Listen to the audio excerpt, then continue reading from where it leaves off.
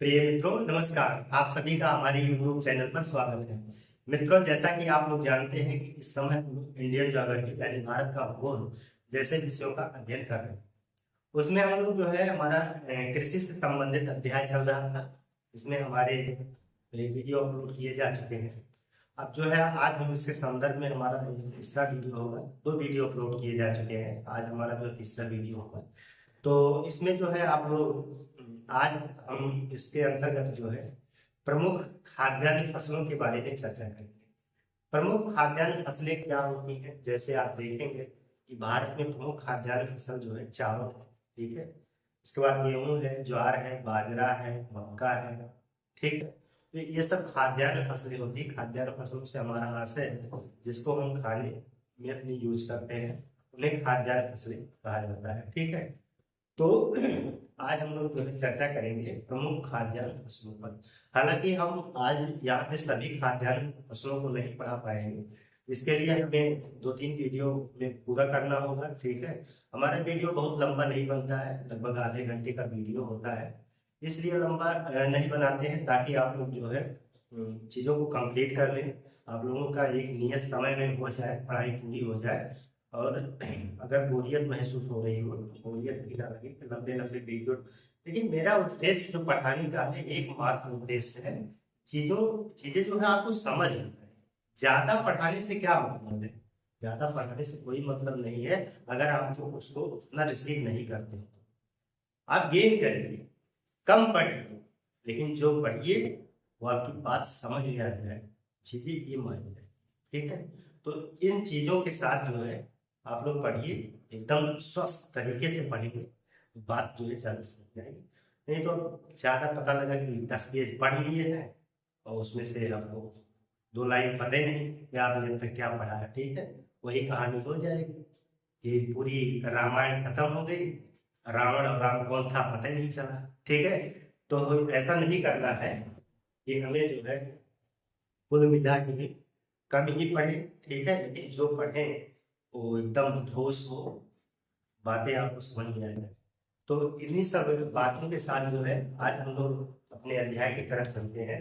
तो हमारा अध्याय कृषि चल रहा है, ठीक है। हमारे अध्याय का नाम है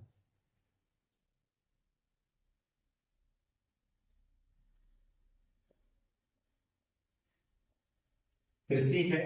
और आज इसके अंतर्गत टॉपिक होगा प्रमुख खाद्यान्न फसलें। प्रमुख खाद्यान्न फसलों में हम मुख्य रूप से आज चर्चा करेंगे चावल, ठीक है। कि चावल पे आज हम लोग चर्चा करेंगे। तो हमारी पहली हेडिंग पड़ेगी चावल,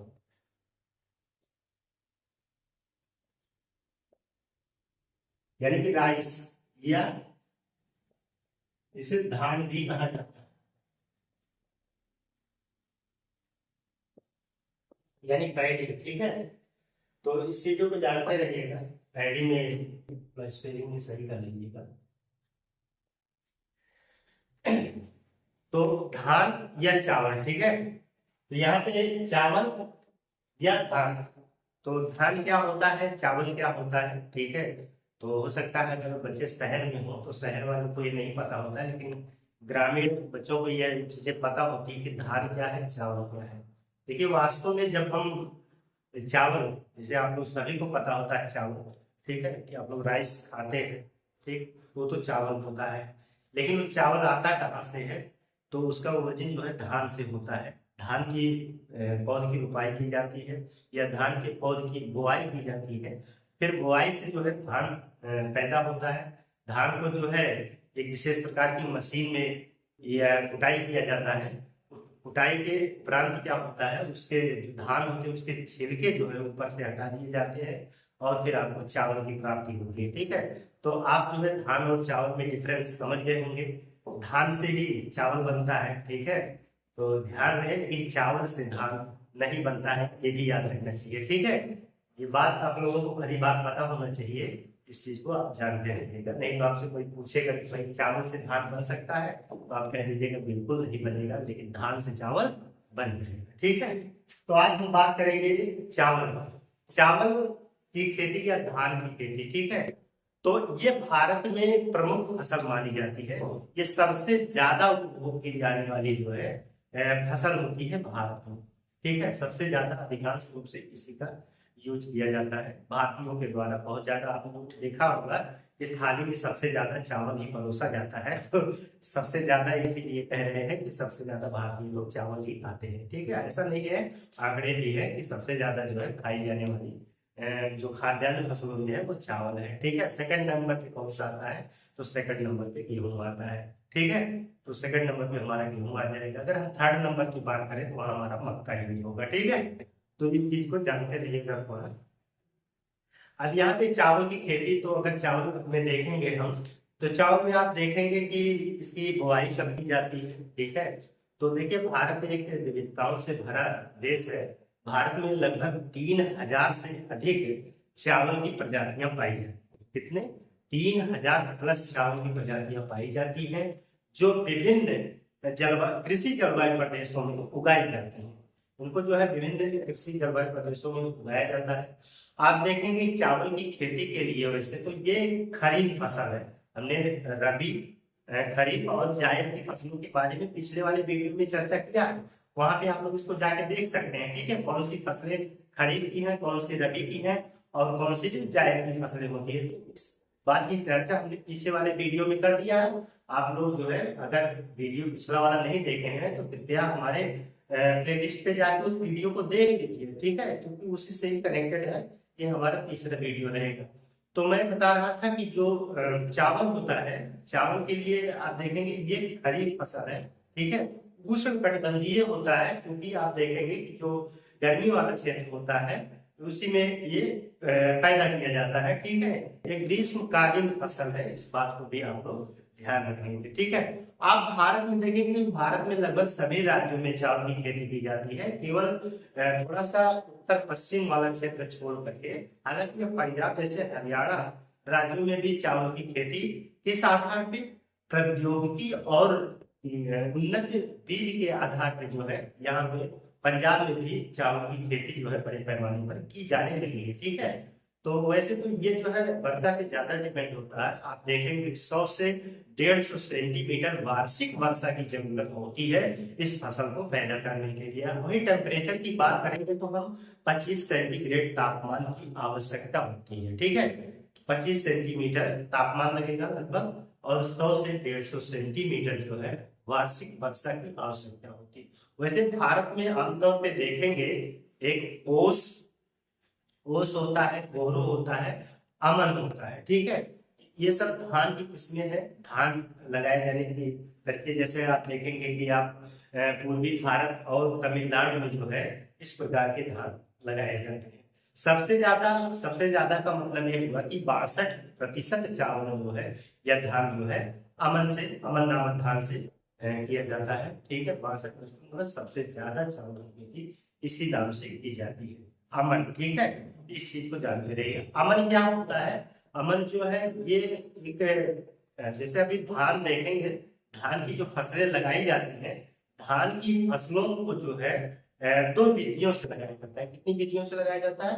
दो। एक तो छिड़काव विधि होता है और दूसरा प्रतिरोपण विधि होता है। ठीक है, छिड़काव विधि में आमतौर पे धान की बीज को जो है खेतों में छिड़क दिया जाता है। ठीक है, उससे पौधे उपज के बड़े होते हैं, फिर उनसे धान पैदा किया जाता है। ठीक है, तो छिड़काव की विधि हो गई।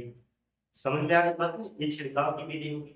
छिड़काव विधि में एक ओस नाम का उस प्रजाति धान होता है, उसको बोया जाता है। आप देखेंगे कि प्रतिरोपण विधि है।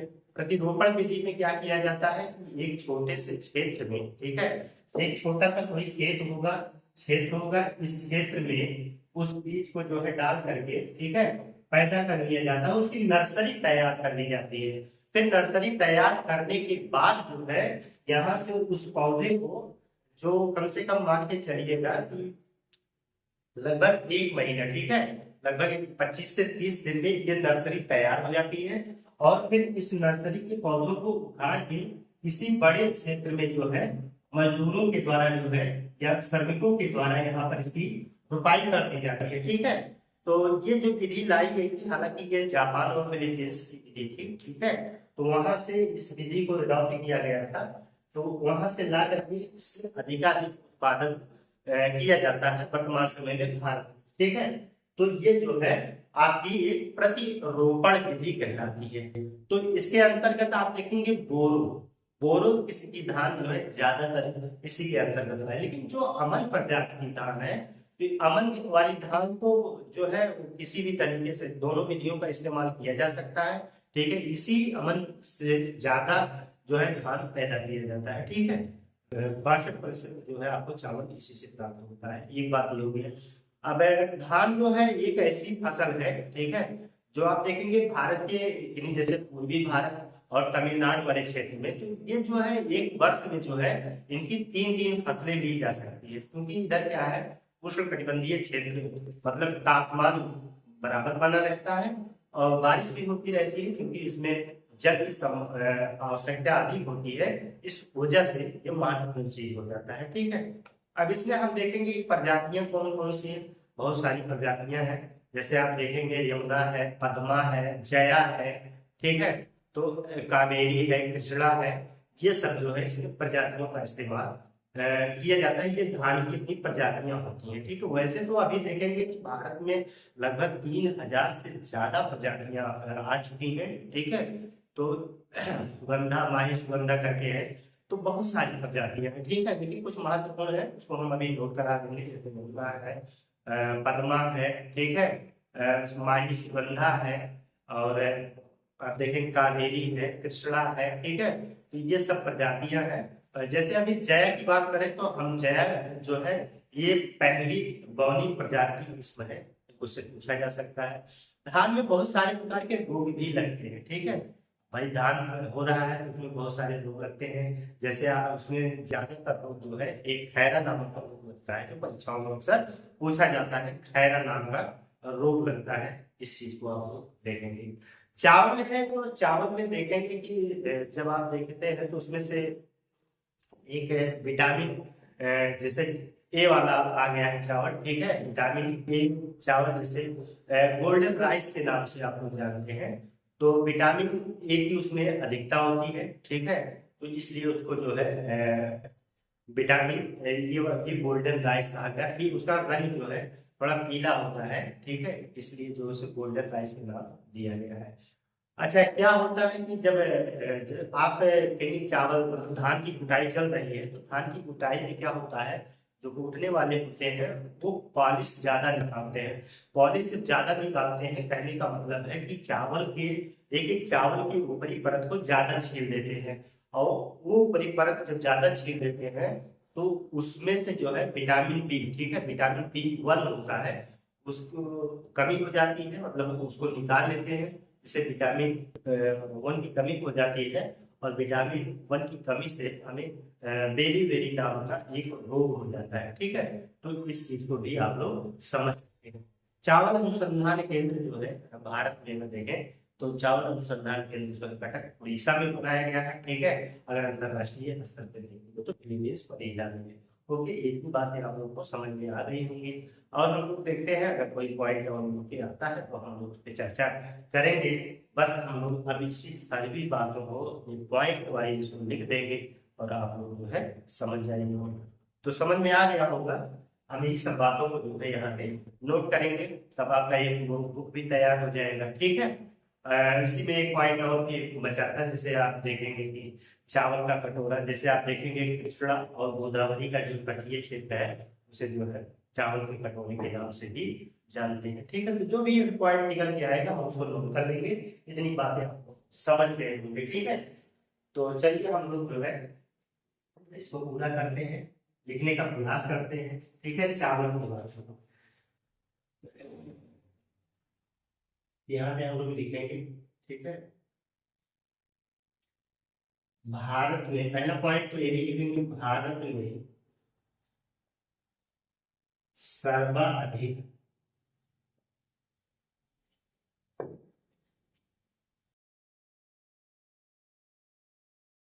सर्वाधिक भोजन के रूप में प्रयोग की जाने वाली प्रमुख खाद्यान्न।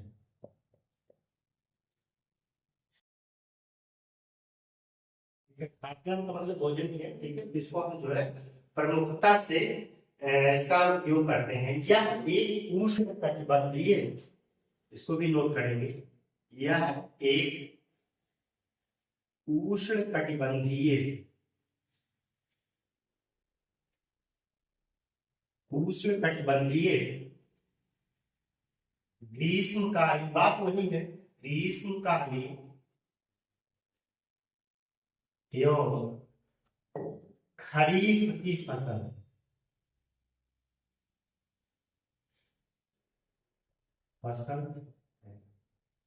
इस बात को ध्यान दीजिएगा कि खरीफ की फसल कैसी फसल है, तो खरीफ की फसल है, इस चीज को जानते रहिएगा, ठीक है, खरीफ की फसल है।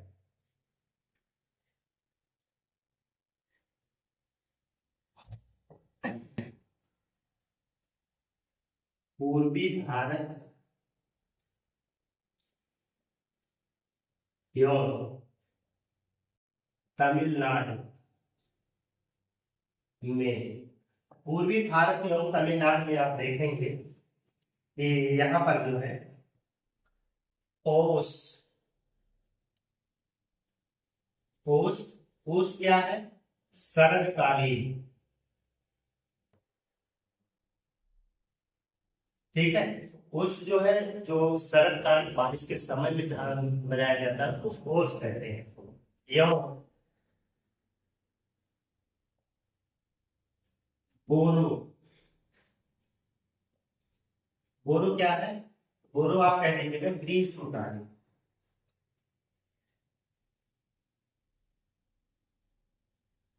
कालीन चावल की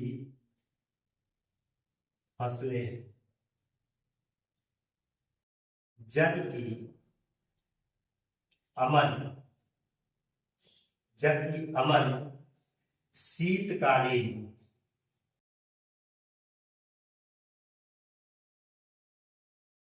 ठीक है, तो शीतकालीन का मतलब शीतकालीन फसल है। क्लियर बात समझ में आ रही है। जो धान बारिश के समय में लगाया जाता है उसको ओस नाम दिया जाता है, जो धान गर्मी के समय में लगाया जाता है उसे जो है आप देखिए बोरो नाम दिया जाता है, और जो शीतकाल में लगाया जाता है उसका नाम अमन है। क्लियर हो जाएगा, ठीक है। तो आपसे पूछा जा सकता है, यही पूछेगा कि शरदकालीन में कौन से धान लगाए जाते हैं, ठीक है। तो धान की हमने बताया ना 3 प्रजातियां जो है होता है, ठीक है। धान की कितनी प्रजातियां हैं, मतलब 3, एक ही पास में 3 फसलें उत्पादित की जाती है, धान प्रजातियां नहीं है ये, उसको ऐसा कहिए कि 3 फसलें उत्पन्न की जाती हैं, उनको अलग अलग समयों में अलग अलग नाम है, ठीक है। क्या नाम, ओस, बोरो और अमन, ठीक है। यहाँ पे अगर अमन की बात करेंगे तो यह भारत में सबसे ज्यादा जो है इसी की फसल तैयार होती है, ठीक है। भारत में आप देखेंगे, भारत में 62% इसी से चावल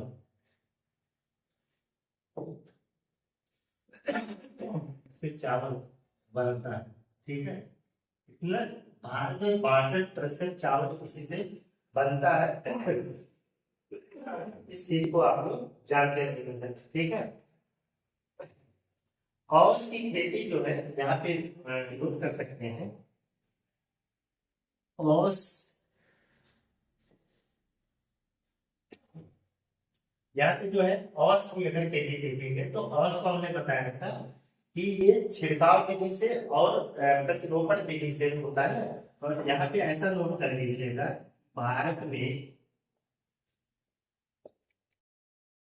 चावल की खेती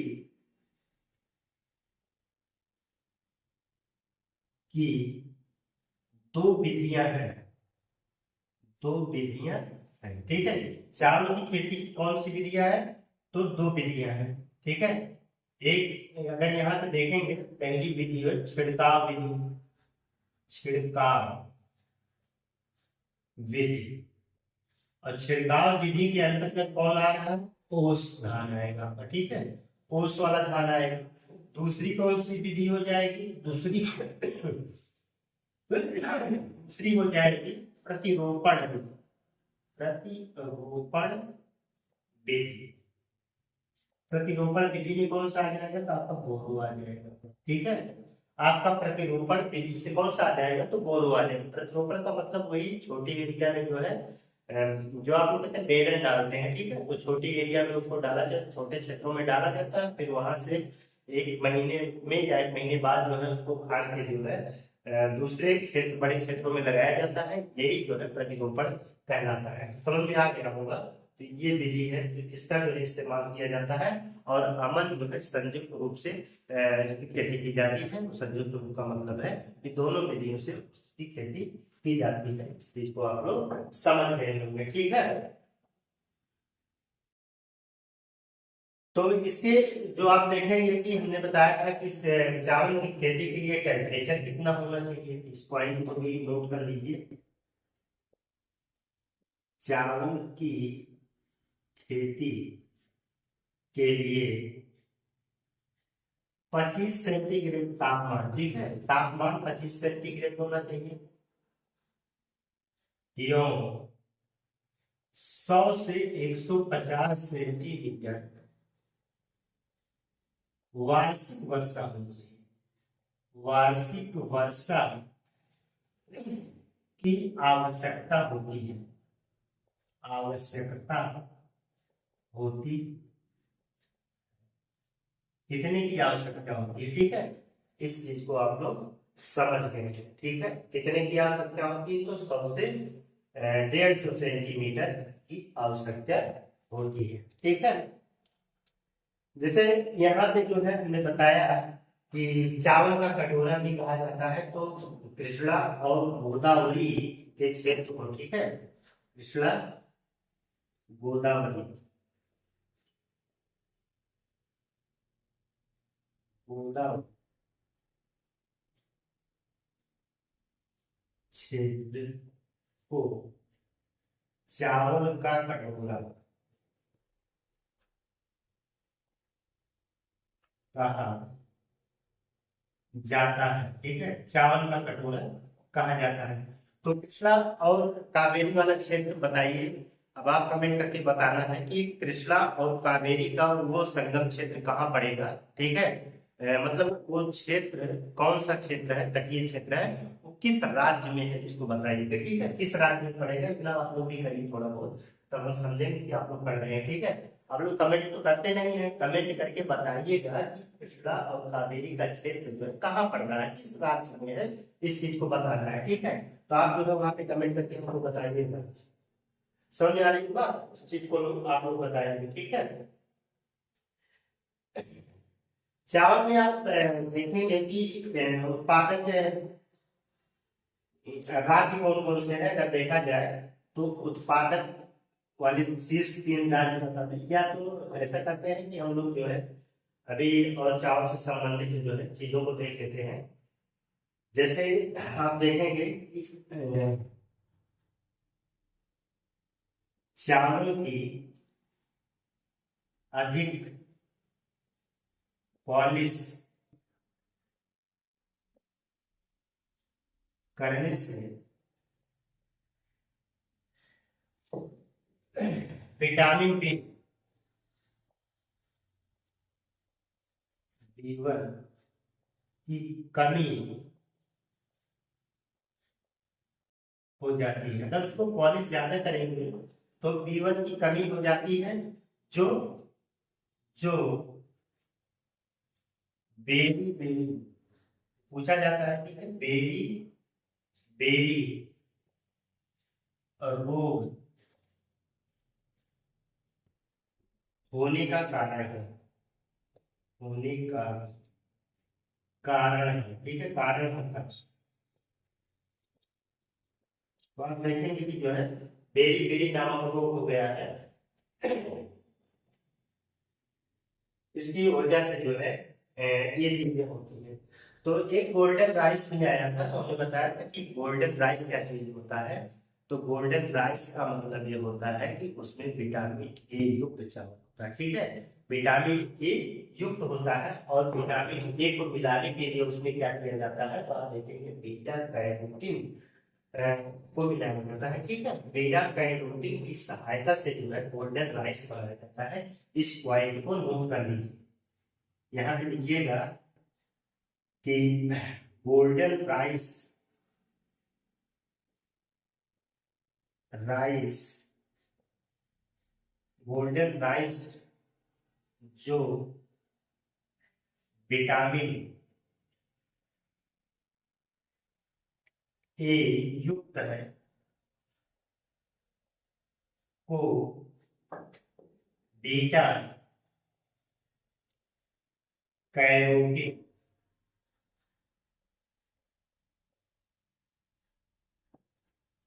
से बनाया जाता है, ठीक है। तो इसमें जो है आर्टिफिशियल तरीके से या वैज्ञानिक विधि का उपयोग करके इसमें बीटा कैरोटीन की सहायता से गोल्डन राइस को, क्योंकि बीटा कैरोटीन का जो कलर होता है वो हल्का पीला होता है, ठीक है, जिससे लगता है कि वो चावल जो है गोल्डन की तरह है, इसलिए इसको गोल्डन राइस कहा जाता है। और ये चावल जो है विटामिन ए से परिपूर्ण होता है, ठीक है। तो आप जो है इस बात को समझते हैं, ठीक है। इसमें जो है और भी दो तीन पॉइंट छूट रहे हैं, तो आप लोग जो है इसका एक स्क्रीन शॉट ले लीजिए, फिर हम आगे नोट करते हैं, ठीक है। इस चीज को नोट कर लीजिए, आप लोग ले लीजिए स्क्रीन शॉट।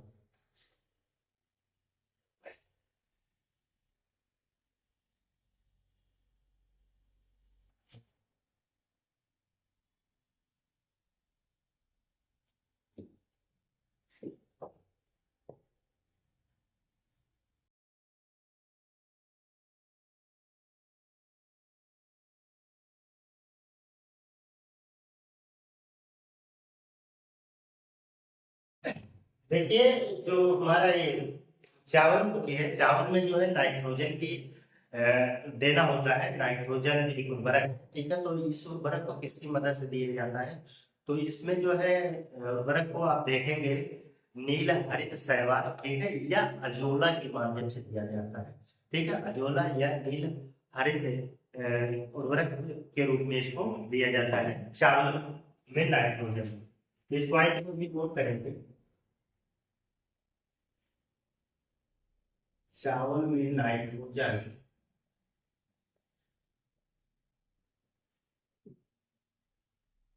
उर्वरक उर्वरक किसके माध्यम से दिया जाता है, तो आप यहाँ दिए अजोला पूछा जाता है, अजोला एवं अजोला एवं नील हरित शैवाल, ठीक है। नील हरित शैवाल के माध्यम से जो है इसको क्या किया जाता है, नाइट्रोजन का उर्वरक दिया जाता है, ठीक है। नाइट्रोजन भाई खाद है, खाद को देना है, तो ये चीजें होती है, इनमें नाइट्रोजन की अधिकता पाई जाती है, तो इस प्रकार के उर्वरक इसको प्रदान किए जाते हैं। चावल में आप देखेंगे कि कार्बोहाइड्रेट, वसा, प्रोटीन ये भी पूछा जाता है कि कितना वसा होता है, कितना प्रोटीन होता है, कितना कार्बोहाइड्रेट होता है, ठीक है। तो आप देखेंगे कि चावल में जो कार्बोहाइड्रेट होता है वो 76% मात्रा होती है। आप प्रोटीन की मात्रा देखेंगे तो 6 से 7% होती है, ठीक है। और अगर आप देखेंगे वसा की मात्रा तो 2.5% इसमें वसा होता है, ठीक है। तो इस पॉइंट को भी नोट करेंगे। चावल में जो है यहाँ पे नोट करेंगे कार्बोहाइड्रेट कितना होता है भाई, तो कार्बोहाइड्रेट देखेंगे आप जो है 76% होता है। इसको नोट कर लीजिए, बहुत इंपॉर्टेंट है, बार बार पूछा जाता है। और इसमें प्रोटीन कितना होता है, प्रोटीन अगर देखेंगे आप तो प्रोटीन की मात्रा 6 से 7% होती है, ठीक है। इसमें बात करें अगर हम वसा की, तो वसा कितना होता है, तो वसा की मात्रा जो है 2.5% के बराबर, ठीक है। तो 2.5% जो है इसमें वसा होता है। तो इन चीजों को आप लोग जो है एडजस्ट कर लीजिएगा, याद कर लीजिएगा। बहुत सारे इंपॉर्टेंट फैक्ट्स आपको बताए, ठीक है। चावल में अगर देखेंगे कि जैसे हमने बताया कि केंद्रीय चावल अनुसंधान केंद्र कहाँ हुआ है, क्वेश्चन पूछा जाता है तो कटक उड़ीसा में है केंद्रीय चावल अनुसंधान केंद्र, तो यहाँ पे नोट कर लीजिएगा केंद्रीय। कई बार क्वेश्चन पूछा गया केंद्रीय चावल अनुसंधान, केंद्रीय चावल अनुसंधान संस्थान कहाँ है, तो ये है आपका कटक में है, ठीक है। कहाँ है, कटक। कटक कहाँ है भाई, तो कटक है उड़ीसा में, ठीक है। कटक जो है आपका उड़ीसा में पड़ेगा, इस चीज को जो है आप लोग याद रखिएगा, ठीक है।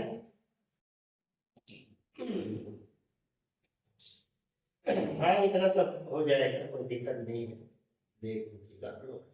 तो चावल के जो कुछ प्रजातियां हैं, कुछ किस्में हैं, उनको भी हम लोग जो है नोट करेंगे। तो जैसे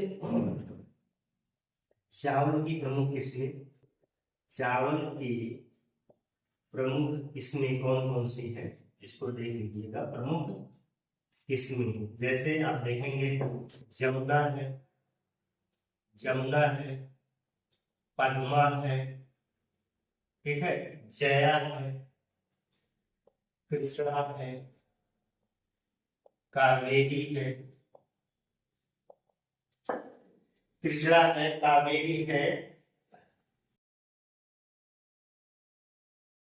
कांची है, कांची नोट कर लीजिए, कांची है, हंसा है, ठीक है, माही सुगंधा है, माही सुगंधा, ठीक है, माही सुगंधा,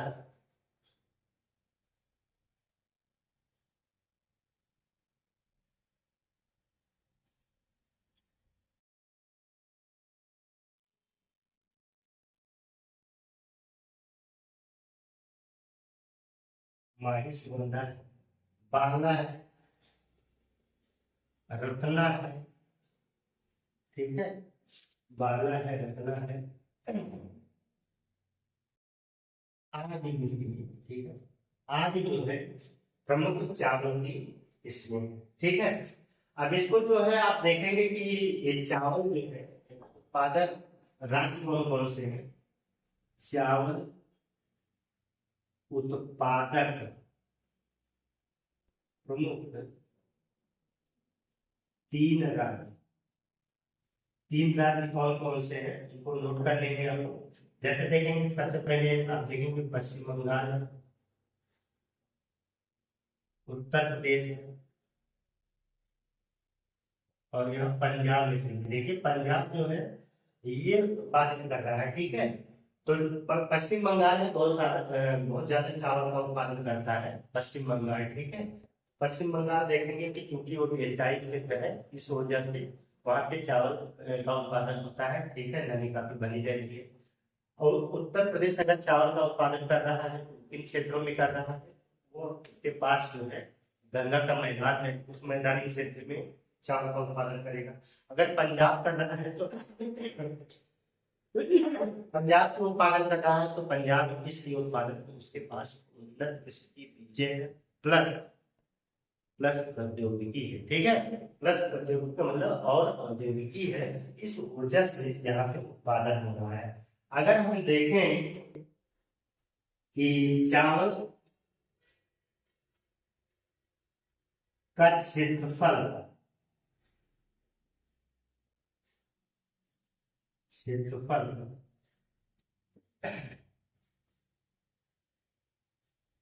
क्षेत्रफल के अनुसार शीर्ष तीन राज्य कौन कौन से होंगे, राज्य कौन कौन से होंगे, तो यही होगा पश्चिम बंगाल, ठीक है। कभी कभी पूछ लेता है, फिर उत्तर प्रदेश आपका हो जाएगा, पश्चिम बंगाल, उत्तर प्रदेश, और फिर इसके बाद महाराष्ट्र, ठीक है। सॉरी, यहाँ पर पश्चिम बंगाल, उत्तर प्रदेश, फिर आंध्र प्रदेश, यहाँ पे हमको आंध्र, हालांकि ये डाटा थोड़ा सा इधर उधर हो सकता है, बदलते रहते हैं, प्रतिवर्ष अलग अलग होता है। चीजों को आप जो है करंट से रिलेट करके देख सकते हैं। तो हमने जो है अभी चावल के बारे में या धान के बारे में आप लोगों को जानकारियां दी, ठीक है। अब आप देखेंगे कि चावल जो होता है ये जो है एक बहुत ज्यादा देखेंगे कि खाद्यान्न फसलों के हिसाब से अगर देखें तो खाद्यान्न फसलों में लगभग एक तिहाई होता है, ठीक है, एक तिहाई होता है। अगर इसको कृषि क्षेत्रफल के हिसाब से देखेंगे उसमें जो है एक चौथाई है। हालांकि वो सब बातें उतना इम्पोर्टेंट नहीं है, लेकिन हमने जो इतनी बातों को लिखा है, ठीक है, इतनी बातें चावल के संदर्भ में बहुत ज्यादा इम्पोर्टेंट है। तो आप लोग जो है बढ़िया से इस क्लास को इतना देखिएगा। और फिर अभी हम चर्चा करेंगे गेहूं के बारे में, ठीक है। तो इसके बाद जो है हम गेहूं देखते हैं, यानी कि इसका स्क्रीन शॉट ले लीजिए आप।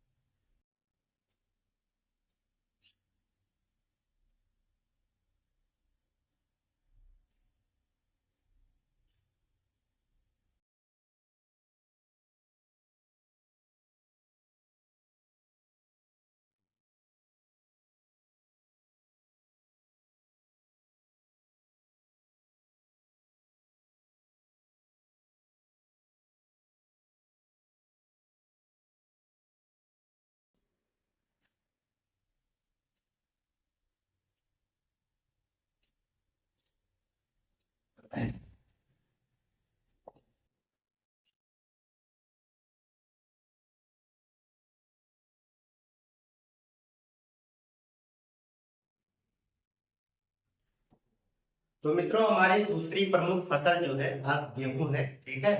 गेहूं के बारे में हम लोग देखेंगे। नंबर दो है हम लोग करेंगे गेहूं।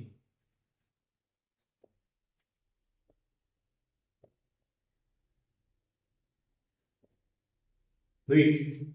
गेहूं जो है भारत की दूसरी प्रमुख फसल है, ठीक है। दूसरी प्रमुख फसल होने का मतलब खाद्यान्न फसल है, दूसरी प्रमुख फसल है। गेहूं जो देखिए बुआई गेहूं की रोटी बनती है, आप लोग खाते ही होंगे गेहूं की रोटी, ठीक है। तो गेहूं जो है इसकी बुआई जो की जाती है, तो बुआई में जो है इसके लिए सीड थोड़ा ठंडा होना चाहिए।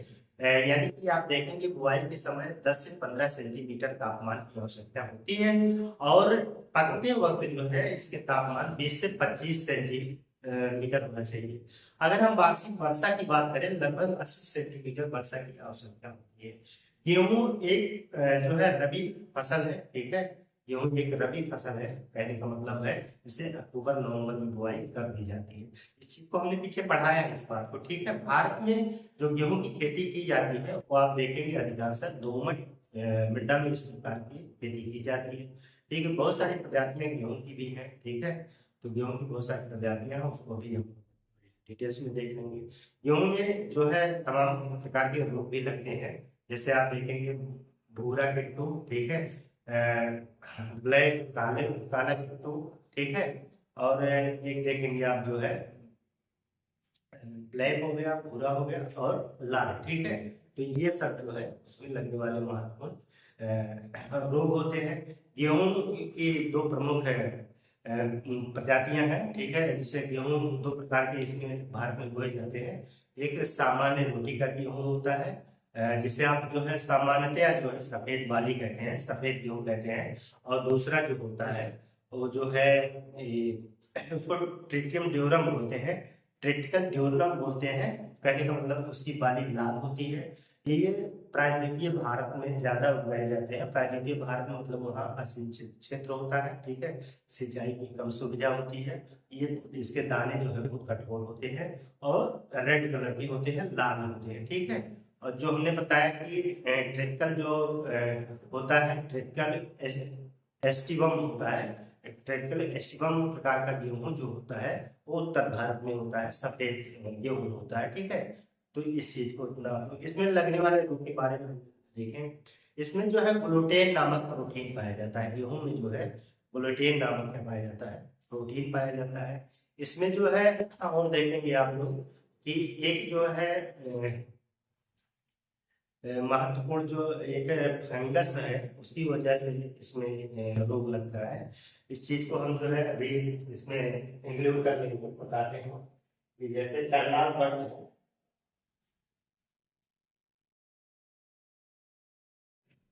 करनाल बर्ड जो है, करनाल बर्ड जो है एक प्रकार का कवक जनित रोग होता है, ठीक है। टिकलेटुआ करके इंडिका नाम से कवक के की वजह से इसमें रोग लगता है, टिक कला इंडिका, ठीक है।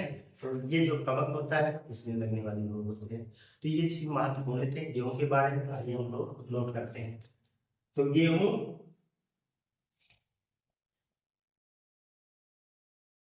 भारत का दूसरा प्रमुख खाद्यान्न फसल है। यह एक रबी फसल है, फसल है।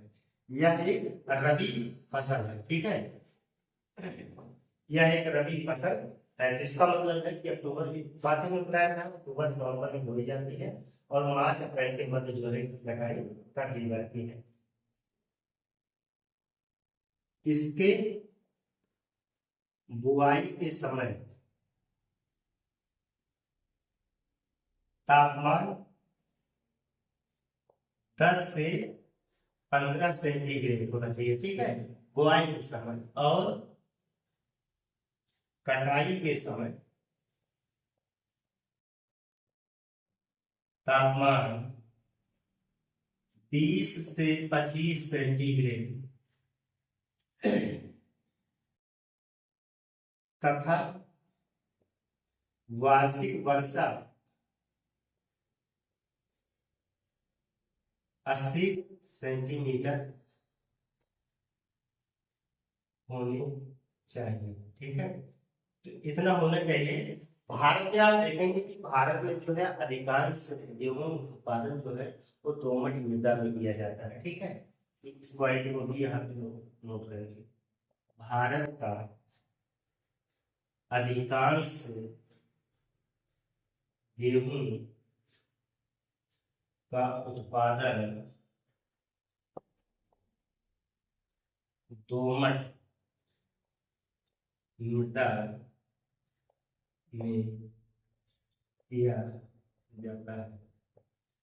दोमट मृदा कहाँ से भारत में, तो आप जो बताइए कि दोमट मृदा जो है वो भारत के किन क्षेत्रों में पाया जाता है, इसको आपको बताना है, ठीक है। दोमट प्रकार की मृदा भारत में कहाँ पाई जाती है आपको इसे बताना है, बताइए, ठीक है। फिर इसके बाद जो है आप देखिए कि गेहूं में जो है जो महत्व एक ग्लूटेन नामक प्रोटीन पाया जाता है, ठीक है, ग्लूटेन प्रोटीन पाया जाता है। इस पॉइंट को भी अब नोट करेंगे। गेहूं में ग्लूटेन नामक प्रोटीन पाया जाता है, प्रोटीन पाया जाता है, ठीक है। ग्लूटेन प्रोटीन पाया जाता है गेहूं में, समझ में आ रही बात। इसमें आप देखेंगे गेहूं में आप देखेंगे कि कार्बोहाइड्रेट कितना होता है, कार्बोहाइड्रेट तो 65 से 70% जो है कार्बोहाइड्रेट होता है। यहीं पे हम प्रोटीन की बात करें तो प्रोटीन प्रोटीन इसमें 8 से 15% प्रोटीन पाया जाता है। अगर हम वसा की बात करेंगे, वसा इसमें जो है 1.5% वसा पाया जाता है। कितना वसा पाया जाता है? तो 1.5% जो है इसमें वसा पाया जाता है। ठीक है, तो इस चीज को आप लोग नोट कर लीजिएगा, ये महत्वपूर्ण चीजें आप लोगों के बारे में है। ठीक है, तो यहाँ पर जो है इन चीजों को आप लोग ने देखा कि जो है भारत में अगर बात करें तो इसमें लगने वाला जो महत्वपूर्ण रोग है, इस रोग को भी आप लोग यहाँ पे नोट कर सकते हैं कि गेहूं में लगने वाले रोग, गेहूं के रोग ऐसा लिख लीजिए जो इसमें रोग लगते हैं। तो इसमें रोग जो है मुख्य रूप से 3 प्रकार के हैं। जैसे एक रोग आप देखेंगे, जैसे पीला कीट, पीला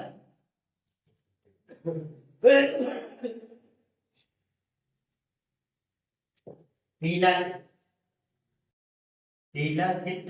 दूसरा है जो है भूरा कीट, भूरा कीट है। और तीसरा है इसमें काला कीट, काला कीट। ठीक है, तो काला कीट ये जो है गेहूं में लगने वाले रोग हैं। इन्हें जो है पीला कीट यानी कि येलो कीट, येलो रस्ट बोला जाता है। ठीक है, इसकी अंग्रेजी लिख लीजिएगा, अंग्रेजी में जो हो सकता है येलो रस्ट। इसको जो है ब्राउन ब्राउन रस्ट, इसको जो है ब्लैक ब्लैक रस्ट नाम दिया जाता है। ठीक है, तो ये सब अंग्रेजी में तो पूछ लेगा ब्लैक रस्ट का या जो है भूरा रस्ट, ठीक है, या पीला रस्ट, ये किस चीज में लगने वाले महत्वपूर्ण जो है रोग है। तो आप बता दीजिएगा कि गेहूं में लगने वाले जो है ये लोग जो है क्या होते हैं, रोग है। तो जो है इतना आप लोग इसका स्क्रीनशॉट ले लीजिए। अभी भी कुछ करनाल बर्ड वगैरह है, उसको हम जो है इस स्लाइड में पूरा करते हैं, तो आप लोग स्क्रीनशॉट ले लीजिए। ठीक है,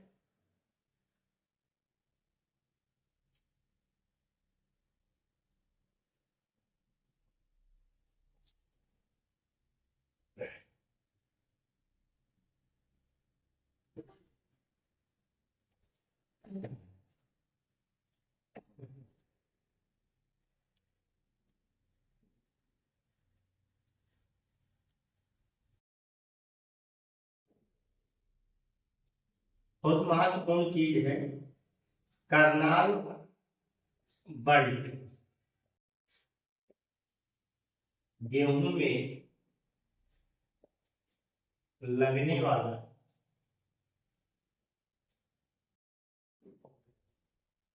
कवक जनित रोग है,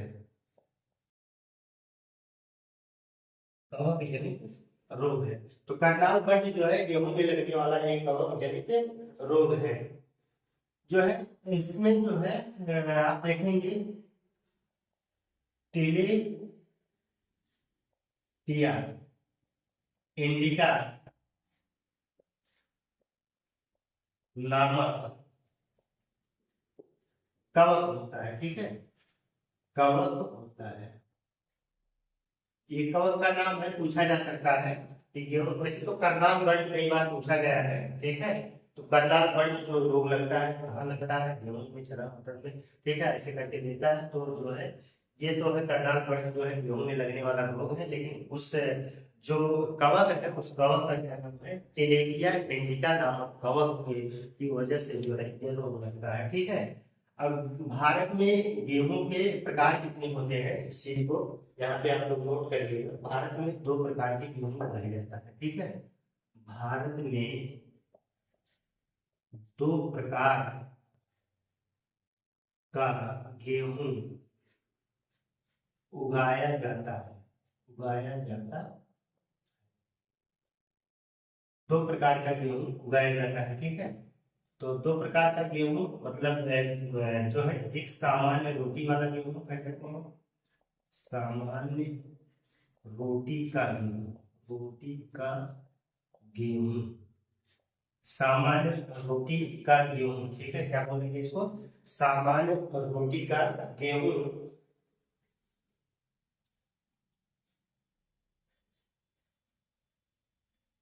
इसको कहेंगे ट्रिटिकम, ट्रिटिकम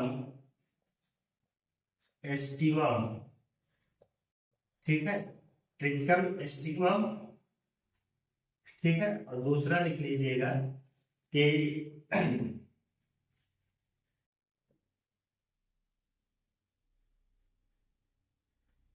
मैक्रोनी गेहूं, दूसरा जो है मैक्रोनी गेहूं, मैक्रोनी गेहूं, इसको कहेंगे ट्रिटिकम गेवरम, ठीक है। तो मैक्रोनी गेहूं, इसको बोलेंगे मैक्रोनी गेहूं, ट्रिटिकम ड्यूरम।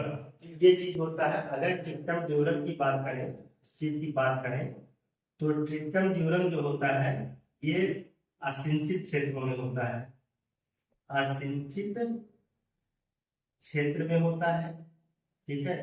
लाल गेहूं होता है, ठीक है, लाल गेहूं, और ठोस होता है, ठोस होता है। कैसा होता है, ठोस होता है। तो इसकी खेती ज्यादातर कहाँ की जाती है, इसकी खेती आप देखेंगे उत्तर भारत में होती है, उत्तरी भारत में ये ज्यादा होगा, ठीक है। और ये जो है प्रायद्वीपीय भारत में होगा, प्रायद्वीपीय,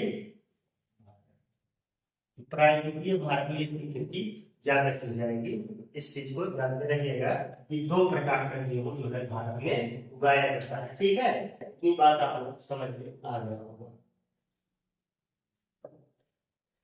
तो गेहूं उत्पादन में भारत का जो है राज्यों के हिसाब से देखें तो राज्य देख लीजिए, उत्पादक राज्य, उत्पादक शीर्ष तीन राज्य कौन बनेंगे, उत्पादक राज्य में शीर्ष राज्य कौन बनेंगे। तो सबसे ज्यादा उत्पादक जो है आप देखेंगे उत्तर प्रदेश में है, ठीक है, उत्तर प्रदेश, फिर पंजाब है, फिर जो है मध्य प्रदेश है, मध्य प्रदेश है। अगर क्षेत्रफल देखेंगे, क्षेत्रफल,